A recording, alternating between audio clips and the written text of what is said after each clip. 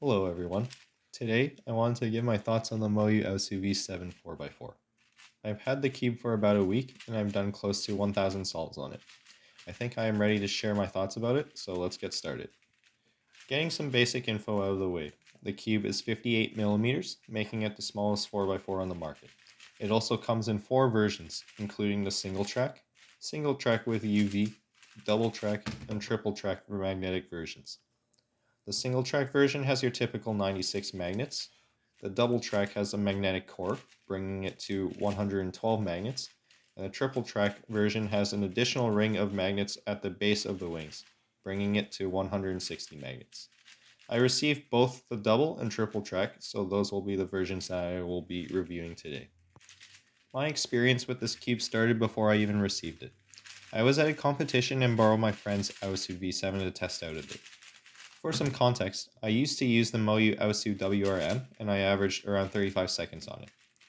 Within 25 practice solves on a cube that was brand new and not even mine, I got my first sub 30 average of 5, along with 2 other averages that were sub 30.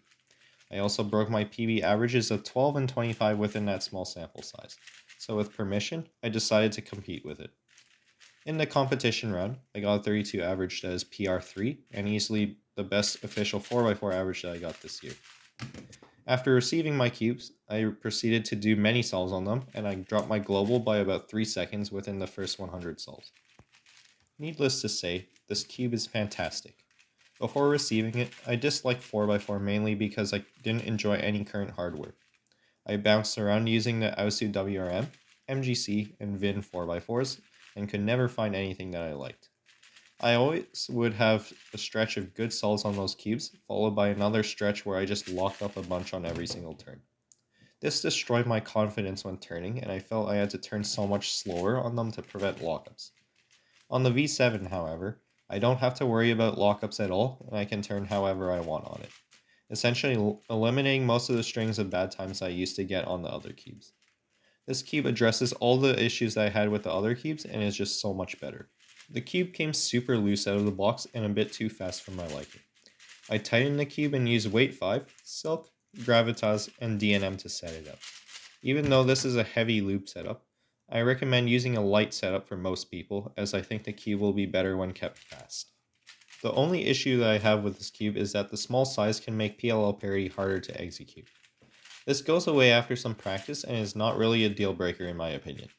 The cube may also be hard to use for someone with big hands, but I think the performance is so much better than any other 4x4 on the market that this issue is irrelevant. Center twists and pops can still happen if your cube is too loose, but this can easily be addressed. Also with the triple track version, be careful about how you set it up.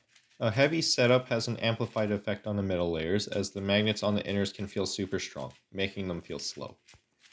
As for which version to get, you can't go wrong with either the double or triple track versions. The double track is faster, while the triple track is more stable and holds its cube shape better.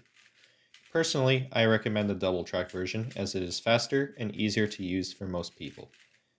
I get good times on both versions, and there really isn't a bad option. Overall, I highly recommend this cube to anyone. It was an instant main for me even before I received it, and I think anyone into 4x4 will love it.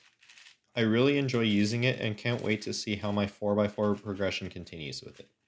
I hope all of you found this review helpful, and I will see you in the next video. Thank you for watching and enjoy the rest of the solves.